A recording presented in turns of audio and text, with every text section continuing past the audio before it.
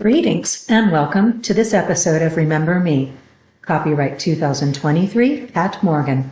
All rights reserved. Be sure to like this video and subscribe to my channel so you don't miss the next episode. Now let's see, where were we? Yes, episode 1. Preface. This book should be considered a work of fiction. While you may recognize the name of a country, state, or city, or think you know a neighborhood or landmark reference you come across as you read this book, it isn't the place you know. The same could be said for certain kinds of industries and processes. What works in our reality may not necessarily work in another reality, and vice versa. Quantum physics says there is an infinite number of possibilities in our reality, that every time we think or act, we change our reality. Science also teaches us that we can't imagine something if it doesn't already exist in our reality, thereby proving the point of the prophet who wrote in Ecclesiastes 1:9, "There is no new thing under the sun." Along the same line of reasoning, if any person's name sounds familiar, it is probably mere coincidence. Probably. Because really, if you think about it, maybe it sounds familiar because it actually is that thing or person that you were thinking of. If anything is possible, even the impossible must, by definition, be possible, right? Rose by any other name? Part 1, Initiation. The fan.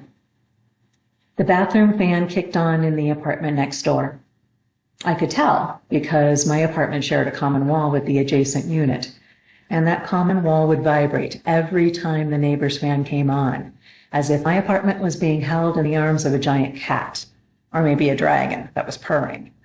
The distant pulsing throb didn't soothe or irritate so much as it just distracted. It was there in the background until it wasn't, pulsing its anonymous vibration with no way for escape, except out.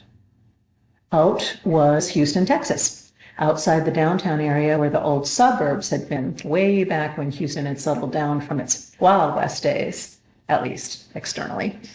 There was now a seemingly endless array of cheap multifamily apartment complexes, lumped together into a vast and twisting mass encompassing miles of affordable housing. It was as confusing as any labyrinth and equally as terrifying. As to the heart of Houston, who can say? In any event, the one thing I knew for sure was that out was no escape. It was simply passage from one form of frustration to another. I resigned myself to having to deal with the neighbor's bathroom fan again. At that moment, the fan turned off. Mateus. Mateus remembers. Hot, dusty days, playing football with cousins, falling asleep on the roof, hearing cicadas, loud bangs over and over, men yelling, Papa screaming, silence, Tio beside him, lifting him up, running through the night. Why? What? Tia holding him, rocking him, sitting, hungry, hot, sad. Where is Maman? Papa? Voices of men quiet. Tia whispering, no. Being lifted again, carried, pushed inside a big dark space, hearing breathing, sobbing around him. Bang, bang, door slam. Riding, forever. Feel his pee hot in his pants, then cold. Hungry, asleep, awake. Doors open, men scream, water bottles thrown past. Grab one, grab it. Bang, bang, door slam. Water. Riding, forever, again, forever. Stopping. Doors open. Quiet voices soothe. As arms lift him up, more voices whisper. A blanket wrapped around him. Another car door opens. He is placed inside. The sun is starting to rise. He sobs. He rides forever. He sleeps. He wakes clean. Bed soft under him. He is afraid to open his eyes. He sees a room. He sees a man. He sees a hand before him. He takes the hand. Mornings and evenings come and go. He is sad. He misses his maman and papa. He misses his Tia and Tio. But new Tio is nice. New Tio buys him toys. New Tio buys him candy. New Tio plays football with Matthias. But new Tio also hurts him in the night. He cannot think of it. Sometimes it is too much to bear. Matthias does not want to sleep. New Tio comes again. There is pain. There is more pain. Matthias is screaming. Around his neck, his gift from his new Tio is tight, too tight. Matthias cannot breathe. Matthias cannot scream. Matthias remembers. Maman, I missed you. Afterglow. The curtain closed for the last time.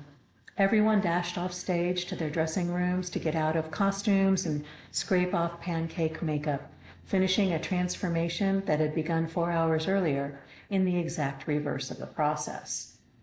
He was elated. The bouquets of roses that had been tossed at his feet tonight were so satisfying. After years of slowly building up his public persona, he had finally arrived. He was exactly where he knew he was supposed to be, adored by thousands of fans, reviews all extolling his talents and natural grace, being interviewed for local and regional magazines. Why, his agent had just told him yesterday that he might be booked for a spot on the late night show. Yes, indeed, things were finally looking as he had imagined them. Finishing his change of wardrobe and with a quick, careful combing of his perfectly coiffed hair, he gazed at eyes reflected back to him in the mirror and was filled with love. He was beautiful. He thought the hint of silver just beginning to frost his temples gave him an air of sophistication. He knew it made him look more like a Tio or an abuelo to his special guests. It was a persona he had developed over the course of a lifetime, born out of an insatiable need to give love. He had no family to speak of, had grown up in the slums, had learned the hard way that it was always better to be the bearer of some gifts than the receiver, had learned he liked being with boys if he was the one in charge, bestowing the gift. Feeling them tremble beneath him drove him into ecstasy. He knew he had to be careful. No one must know that he had special guests. He glanced at his watch. Time to go. His ride was waiting impatiently outside. He shrugged and tossed his jacket over his shoulder, stopping for one last quick glance in the mirror before he left the room. An awkward reintroduction.